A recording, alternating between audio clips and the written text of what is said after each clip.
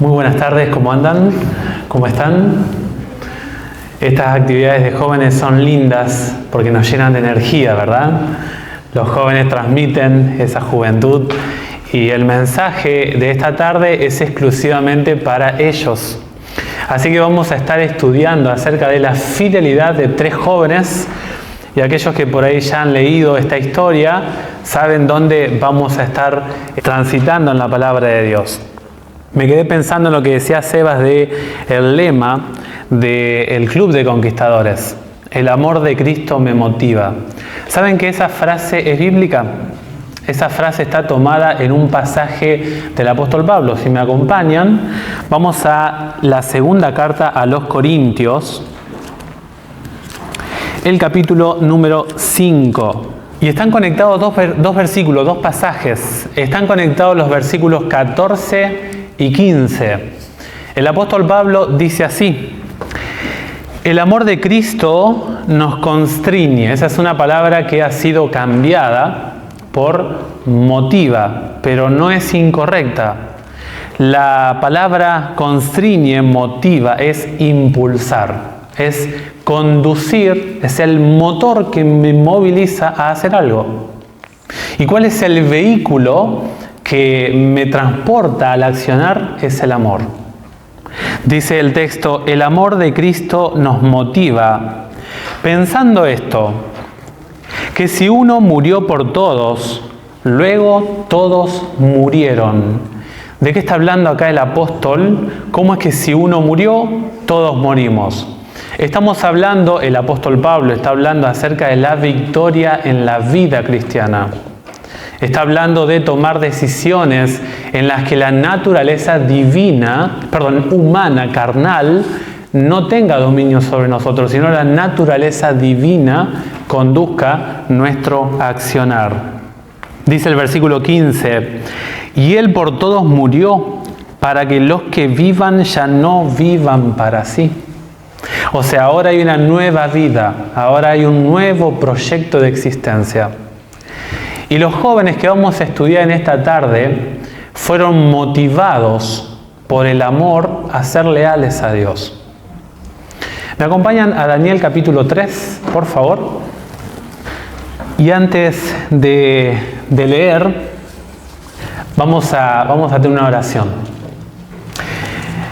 Querido Padre, vamos a estar abriendo en esta ocasión el tema central en esta tarde. Queremos rogarte, Señor, por favor, con toda humildad, que tu palabra nos enseñe. Queremos rogarte, Señor, por nuestra juventud en la iglesia. Jóvenes que pasan por pruebas, por dificultades, y queremos rogarte que este tema los motive a tomar decisiones de lealtad para contigo. Usa mis palabras y que este tema sea de bendición para todos. Oramos en el nombre de Jesús. Amén. Daniel capítulo 3 es una historia conocida, pero no la vamos a leer toda porque no nos da el tiempo, ¿sí? Pero vamos a hacer un repaso para más o menos saber de qué habla este capítulo. El centro del estudio de hoy va a estar en los versículos 16, 17 y 18. Esos son los 3 textos claves que vamos a estar mirando de cerca en el día de hoy. Pero saben ustedes que tenemos acá el evento de una convocatoria real. El rey Nabucodonosor hace una dedicación de una estatua. El rey Nabucodonosor quiere perpetuar su reino y hace una movida, una jugada política. La Biblia dice que el rey mandó a convocar a cierto grupo de gente. No fueron convocados todos los integrantes del imperio de Babilonia. Fueron convocados la alta alcurnia, o sea, la crema, la clase dirigente del imperio de Babilonia. Y dice la Biblia que el rey lo organizó a lo grande. El rey lo organizó con la música, la banda real, por excelencia los mejores músicos de la época, con un cúmulo de instrumentos, nombra el texto bíblico. Y saben que uno de los aspectos de Babilonia es que el rey dice que ordenó no es que los invitó. O sea, fue una orden. Y esto es uno de los aspectos de Babilonia. Babilonia constantemente trabaja irrespetando la voluntad de sus súbditos. Babilonia trabaja siempre asfixiando el libre albedrío de los que la componen. Babilonia trabaja así. Y dice la Biblia que Babilonia, el rey Nabucodonosor, dio esta orden: van a venir todos ustedes. Y dice la Biblia que vinieron. Y el pregonero salió a dar las voces. El pregonero era una persona que daba el mensaje a viva voz en medio del pueblo.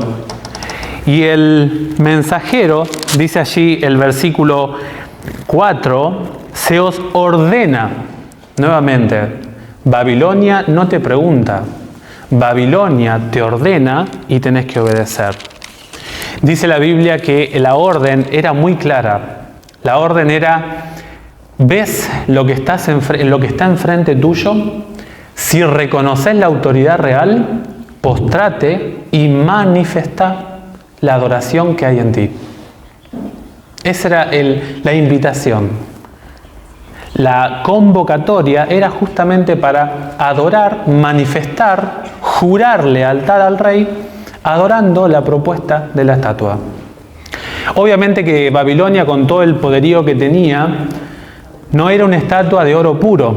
No tenía la economía babilónica para hacer una estatua de oro puro. La Biblia habla muchas veces de que los ídolos eran de madera. Y, por ejemplo, allí en Jeremías 10 se habla de la construcción de ídolos con forma de madera. Y eran recubiertas con láminas de diferentes metales. En esta ocasión eran con láminas de oro. Y la Biblia dice que había testigos, o sea, había emisarios de la corte real que apoyaban al rey Nabucodonosor. Y la Biblia dice que se tocó la música. Y Babilonia utiliza la música para conducir las mentes. Hoy en día hay estudiosos que se dedican a ver cómo la música impacta en la mente humana. Babilonia lo tenía muy claro. El rey Nabucodonosor lo tenía muy claro. Hoy en día, con la teoría de la evolución, se piensa de que el ser humano, cuanto más atrás vamos, era más bruto, ¿no? Pero según la Biblia era más inteligente. Cuanto más nos acercamos al jardín del Edén, más potencial tenía el intelecto humano. Y esta cuestión no se le escapaba al rey Nabucodonosor. Y dice la Biblia que la multitud, al oír, casi toda la multitud, al oír la música de Babilonia, se postró y adoró. Y aparecieron a la distancia tres jóvenes que marcaban la diferencia. Y dice la Biblia que los emisarios del rey le dijeron: oh rey, hay una gente que tú los conoces, son judíos, y tú los has puesto los has colocado en puestos importantes en tu reino. Ellos no te obedecen, no te respetan, ni a ti, ni a las divinidades que tú tienes. No comulgan con tu propuesta. Y dice la Biblia que el rey los llama. Y esto es algo bueno del rey Nabucodonosor. Dice en la Biblia que el rey les preguntó: ¿es verdad lo que escucho de ustedes? El rey no se confió de sus emisarios, sino que quiso escuchar de parte de estos jóvenes qué es lo que estaban decidiendo. ¿Se dan cuenta de la decisión que ustedes están tomando?, le dijo el rey. ¿Es verdad que ustedes no se van a postrar? ¿Que no me van a adorar? Es verdad, le dijeron los jóvenes. ¿Es así? Y dice el rey: ¿no saben ustedes que allí está el horno caliente? Que si ustedes desobedecen, porque era lo contrario, y decía el mandato, ¿no? Si alguno no se postra, iría a ese horno. Y los jóvenes hablan con una firmeza que a mí me impacta. Los jóvenes le dicen: no, rey, no lo vamos a hacer. Haz lo que quieras, haz como te parezca, que nosotros no lo vamos a hacer. Y la Biblia dice que el castigo programado al rey ante tal insolencia de estos jóvenes le pareció poco. Y dijo, no me gusta la temperatura del horno, caliéntenlo 7 veces más. Tremendo. El castigo ya que estaba estipulado, ante tal insolencia de estos jóvenes, le pareció que no alcanzaba. Y el rey dijo, ¿se creen vivos ustedes? Está bien, van a ver quién tiene acá la autoridad. Y la Biblia dice que estos jóvenes fueron echados al horno del fuego. Pero ¿saben qué pasó? El fuego se transformó en un fuego selectivo. Ocurrió una ruptura de la ley de la química, de la física. Hay una materia que no se consume, pero hay otra que sí. ¿Cómo es la cosa? Quema las sogas, pero no quema ni siquiera el pelo de estos jóvenes. Y dice la Biblia que el rey se levantó y empezó a observar adentro del horno. Y no pudo creer lo que estaba viendo. Adentro del horno había 3 jóvenes caminando alegremente y se les sumaba un ser más. Dice, veo que es en apariencia un hijo de los dioses. Luego dice en el versículo 28 que dice, Dios mandó a su ángel. Algunos cuestionan si es el ángel de Jehová, si es el Señor Jesús, si era un ángel, porque el ángel de Jehová es Cristo. Si era un ángel que mandó Dios a proteger a los jóvenes o si era el Señor Jesús. Pero en definitiva dice la Biblia que el rey quedó impactado. Y ahora ocurre el milagro. Salgan. No lo entiendo. Salgan porque quiero verlos. Y dice la Biblia que ni siquiera olor a humo tenían. Esta semana en ambas escuelas donde trabajo hicieron tortas fritas, ¿no? Y saben que entré al baño y había una rendija de sol en donde entraba el sol y veía el humo azul. Llegué a mi casa con la ropa oliendo a grasa. Y yo decía, ¿y estos jóvenes que estuvieron en el horno? Al menos si salían con un poco de carbón en la cara no pasaba nada, ¿verdad? La protección de Dios fue plena. Y ahora el rey va a hacer 2 cosas. Una que está bien y una que está mal. La que está bien, dice la Biblia que el rey hizo una declaración pública de la maravilla del Dios de estos jóvenes. Dijo el rey, porque no hay Dios que salve como este. Y ahora viene la cosa indebida del rey. Versículo 29. ¿Saben qué hizo el rey? No lo entendió. No entendió el límite que tiene el poder político en el contexto de la adoración. Porque dice, ahora ordeno, hago un edicto real que todos aquellos que no adoren o que hablen mal en contra del Dios de Sadrac, Mesac y Abednego, sus casas sean quemadas, destruidas, hechas muladares. Dios jamás actúa violentando la voluntad tuya y mía. Jamás. Jesús lo dejó muy claro cuando dijo, ¿no? Dad al César lo que es del César y dad a Dios lo que es de Dios. Cuando hay mezcla de iglesia y Estado ocurren 2 cosas.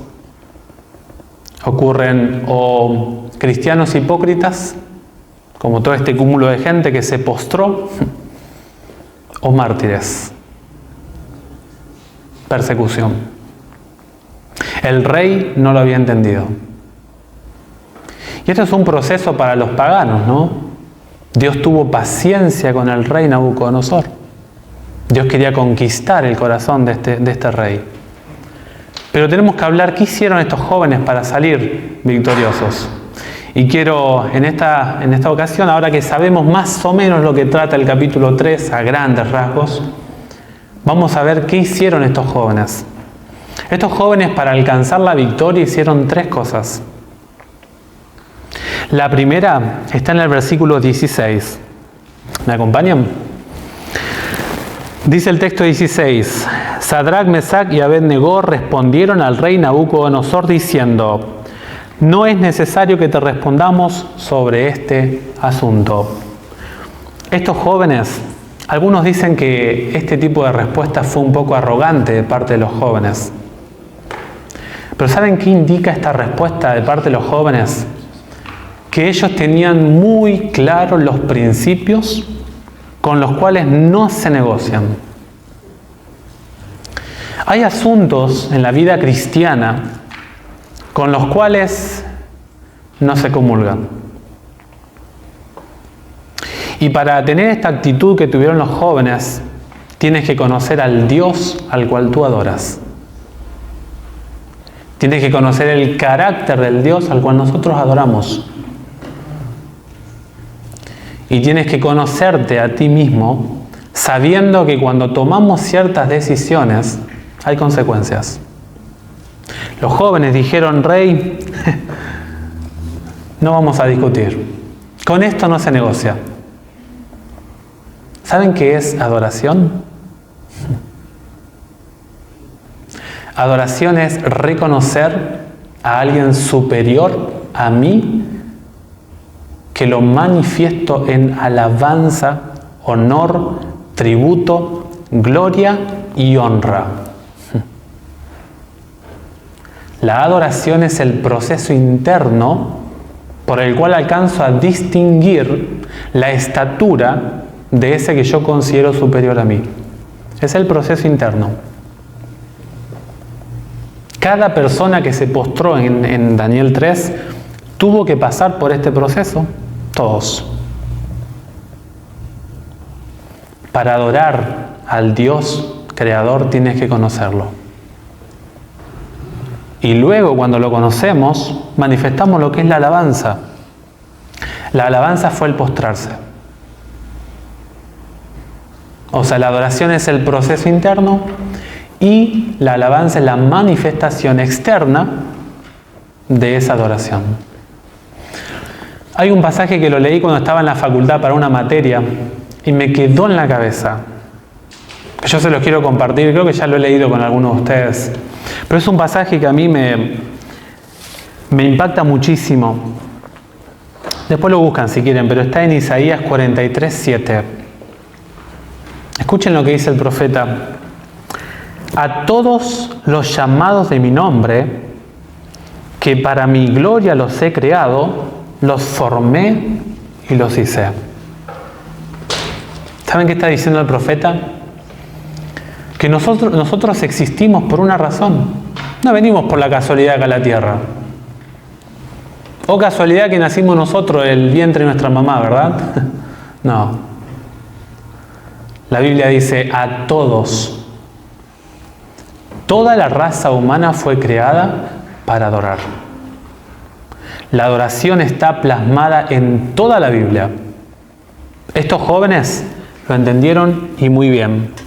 Hay una cita de Elena de White que es muy interesante, que está en Testimonios Selectos, tomo 5, página 129. Miren lo que dice ella. Los hombres no se esfuerzan por glorificar a Dios con todo el poder de sus corazones y sus mentes. Los seres humanos, dice ella, no hacen el esfuerzo de adorar, de glorificar, de alabar al Dios del cielo con todo su ser. A veces hacemos más esfuerzo para nuestro trabajo, para nuestras capacitaciones, para nuestro provecho, y no hacemos ese esfuerzo para honrar como a Dios le gusta a nuestro Creador. Dice ella: esto es, sin embargo, el primer deber del hombre, mas lo han olvidado. Qué tremendo. Estos jóvenes sabían cuál era su primer deber. Por eso le dicen: rey, no es necesario que nos defendamos. De paso, la palabra te respondamos de Daniel 3:16 tiene que ver con la apología, tiene que ver con la defensa ante alguien que demanda una cuestión legal. Ellos se están defendiendo legalmente. No es una respuesta insolente. Estos jóvenes sabían lo que quería el Padre, como dice el Señor Jesús. Allí en Juan 4:23 dice, el Padre, tales adoradores, busca que lo adoren. O sea, Dios mira la calidad tuya como adorador. Y estos jóvenes lo tenían muy claro. Y uno diría, pero ¿y Ezequiel, en la parte civil cómo hacemos?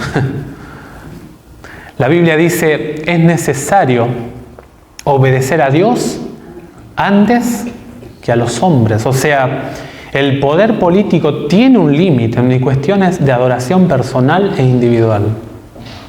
Cuando el poder político llega a atropellar mis principios de adoración a Dios, nosotros estamos habilitados por la Biblia a contradecir. Porque si miramos Romanos 13 dice, ¿no? Sométanse a toda autoridad. Sí, es cierto. Pero entonces estos fueron unos rebeldes. No, fueron rebeldes para el poder civil. Pero Dios aprobó su rebeldía. O sea, la pregunta es, ¿realmente rebeldía lo de estos jóvenes? Hoy que los jóvenes se llaman rebeldes, ¿no? Y se tatúan y se visten de cierta forma. Yo trabajo con jóvenes y sé cómo actúan los jóvenes. Bueno, todavía estoy aprendiendo porque es un mundo bastante complejo, ¿no? Ojalá que los jóvenes sean rebeldes de la causa de Dios. Para eso sí. Que sepan discernir, distinguir cuáles son los límites institucionales y cuáles son los límites de Dios. Porque ese es el primer deber de cada persona que adora a Dios. Y allá el apóstol Pablo, justamente hablando a los intelectuales de Atenas, él les dijo algo muy serio. Les habló del proceso del pensamiento. Miren lo que dice el apóstol Pablo, allá en Hechos 17:29 dice, no debemos pensar. Cuídate en pensar, esto dice el apóstol Pablo, no debemos pensar que la divinidad sea semejante a oro o plata o piedra, estatua de arte y de imaginación de hombres. Para adorar tenés que conocer al Dios de la Biblia. Si tú no conoces al Dios de la Biblia, te vas a confundir en la calidad de tu adoración. El segundo punto de estos jóvenes, versículo 17, dice el texto, nuestro Dios, a quien servimos, puede librarnos del horno de fuego ardiente, y de tus manos, Rey, nos librará. Noten ustedes que ellos se llaman servidores del Dios Altísimo. Y de hecho después el Rey los va a llamar así cuando salen del horno.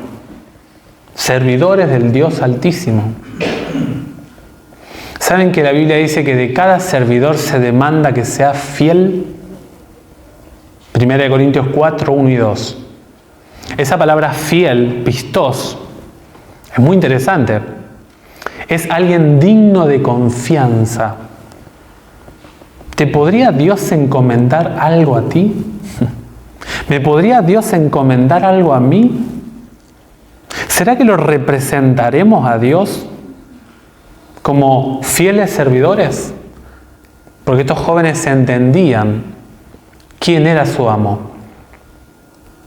Ellos servían y Dios era su amo.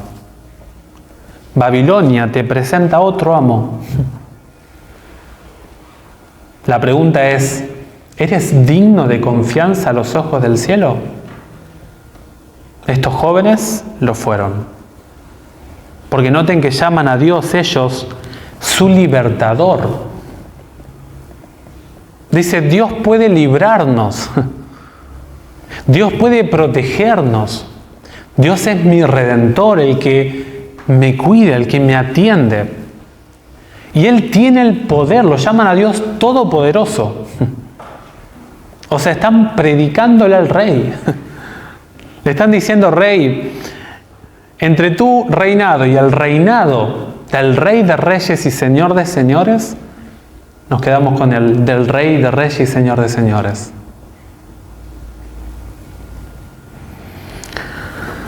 Saben que esta es una de las formas en que uno acepta o uno puede observar cómo Dios responde. Estos jóvenes contemplaron las posibilidades. Ellos dijeron, hay cosas que no se negocian. Dios nos puede librar. Dios nos puede otorgar la libertad, la liberación. Y eso me hace pensar en, como dijo Cristo 3 veces en el Getsemaní. Dijo, Padre mío, si es posible, pasa de mí esta copa. Pero no se haga mi voluntad, sino la tuya.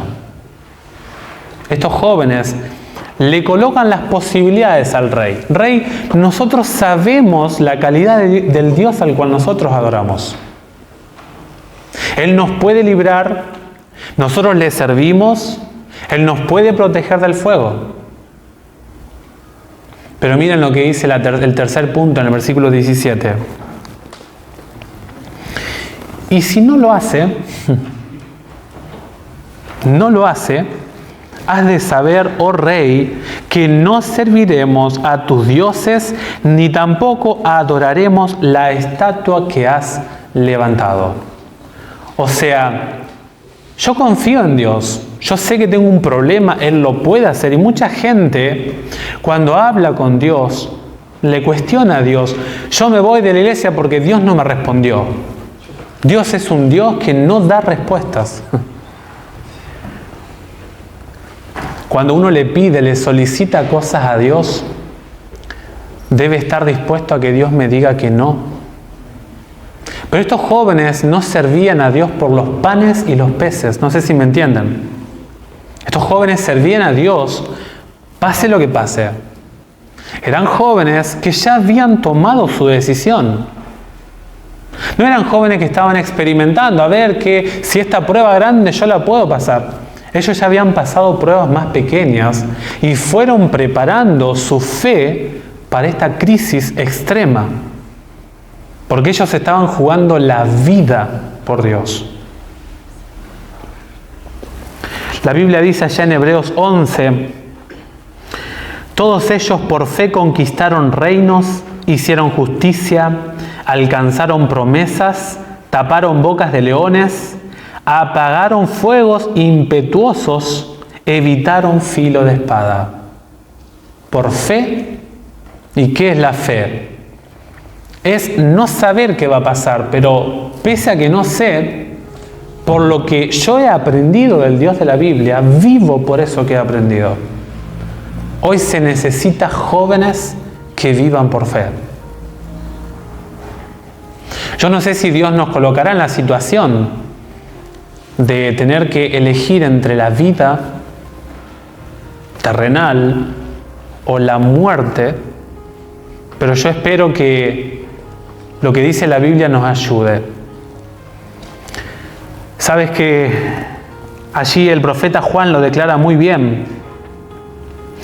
Dice, nuestros hermanos lo han vencido con la sangre derramada del Cordero y con el mensaje que ellos proclamaban. No tuvieron miedo de perder la vida, sino que estuvieron dispuestos a morir. Apocalipsis 12:11. Es una decisión personal. ¿Sabes cómo evaluar si estarías preparado para una prueba de esta magnitud? Y aquí le hablo un poquito a los jóvenes. ¿Saben cómo estarían, chicos, preparados o con la capacidad de analizar si pasarían una prueba de esta magnitud? Con las pruebas pequeñas. La Biblia allí en los Evangelios dice, ¿no? Dice, el que es fiel en lo poco. Pero, ¿y si está sacrificado a los ídolos en Daniel 1? Comamos, muchachos. No pasa nada. ¿Quién se va? No, pero si yo no estoy en la casa de mis padres, nadie me ve. Estoy en un lugar donde la presión social me lo habilita, me permite. Daniel capítulo 1. prueba de estos jóvenes? La alimentación. ¿Sabes cómo nos damos cuenta o cómo somos conscientes si vamos a vencer en pruebas grandes? Con aspectos pequeños. Y aquí hay algunas cosas que les quiero nombrar a los jóvenes. ¿Para quién te vistes? ¿Quién es tu modelo cuando estás tratando de comprarte una ropa? Cuando ves que los demás tienen ciertos accesorios en la cara, en la piel. En esos momentos cuando abres la pantalla que nadie te ve. Invertir tiempo en los videojuegos. Yo trabajo con estudiantes y eso es terrible. Jóvenes adictos a las pantallas. Cuando hablas con tus amigos, ¿qué palabras usas? ¿Cómo aceptas la presión social? ¿Te dejas llevar por la presión social? ¿O conoces los límites? La Biblia habla de que las malas compañías corrompen las buenas costumbres. Por eso tienes que elegir muy bien tus amigos. Cuando tienes sueños, cuando haces planes para tu vida futura, cuando sueñas con ganar dinero, cuando sueñas con progresar, con una relación, un noviazgo, ¿cómo lo miras? ¿Sabes el riesgo de ponerte de novio, de novia con alguien que no es de la iglesia? Puedes hacerlo, es tu decisión. Pero hay consecuencias. Necesitamos jóvenes, señoritas, que sepan los límites de lo que le agrada a Dios y hasta dónde debemos llegar en nuestro círculo social. A veces, pasar por el dolor no es malo. No es malo. A veces el dolor es una herramienta que Dios no la desea, pero a veces sirve. Estamos leyendo con mi esposa, si me dejan, ¿puedo leer una cita nomás? ¿Sí? Ya termino. Estamos leyendo con mi esposa los viernes este libro, se los recomendamos. Es complejo porque tiene este autor, Roberto Badenas, tiene una preparación filosófica y es un poco complejo. Yo creo que lo vamos a tener que volver a leer porque es muy complejo. Es un libro que nos está ayudando mucho y se los recomendamos. Yo quiero leerles una página, una cita de una página. Él dice algo muy interesante del dolor. Miren lo que dice. El sufrimiento tendría que acercarnos a Dios, porque Él está más cerca de nosotros en esos momentos, si cabe, que en cualquier otro, y porque lo necesitamos más. Dios en esos momentos no te deja, y Dios, como sabe de que tú lo necesitas, Dios se acerca a ti. Dios mismo vino a luchar y a combatir y colocó una cobertura no inflamable en estos jóvenes, a tal punto que ni siquiera sus ropas olían. Pero tienes que tomar el primer paso. Dice el texto, así que no nos rindamos. Dios está con nosotros y su presencia nos ayuda a ver la luz más allá del velo del dolor. Es una experiencia. Tienes que tomar la decisión. Tienes que jugártela por Dios y verás a Dios, si no, no. Estos jóvenes dijeron, Dios nos puede librar, Dios puede ser nuestro ayudador, y si no, no lo sirvo a Dios por los panes y los peces. Si Él desea no librarme, lo acepto, porque es su voluntad. A muchos hermanos o ex hermanos que se han ido, les cuesta este aspecto. Y no es fácil, lo entendemos. Pero ojalá que nos enseñe la historia de Daniel en este sentido. Tras las tinieblas del hoy, se atisba ya el amanecer. Los sufrimientos del presente no son nada comparados con la gloria que Dios nos reserva. Nos espera una eternidad feliz, mientras llega aquel día en que por fin nos serán revelados los misterios del dolor, la actitud más útil es la de convertir la espera en paciente confianza y guardar silencio ante lo inexplicable. O sea, si ves a algún hermano que fallece, no trates de hablarle, porque no se puede explicar. El pecado no se puede explicar. Acompáñalo. Y termina la cita: quien es capaz de entender que en todo sufrimiento humano Dios se hace presente, sabe que cuenta siempre con su silenciosa compañía. A veces, la actitud más sabia ante el silencio de Dios es también nuestro silencio. Yo deseo de corazón que Dios bendiga a nuestros jóvenes.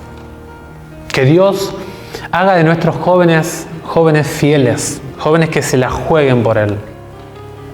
Jóvenes que sepan decir no a la actitud forzosa de Babilonia. Babilonia hoy en día está presente, está latente en la moda, en la música, en el dinero, en la tecnología. Un mundo de instrumentos tiene Babilonia para conquistarnos. Ojalá que nosotros, tanto los adultos, así como los jóvenes, sepamos y nos animemos a conocer hasta dónde sí y hasta dónde no. Que Dios les bendiga ricamente y que tengan una buena semana.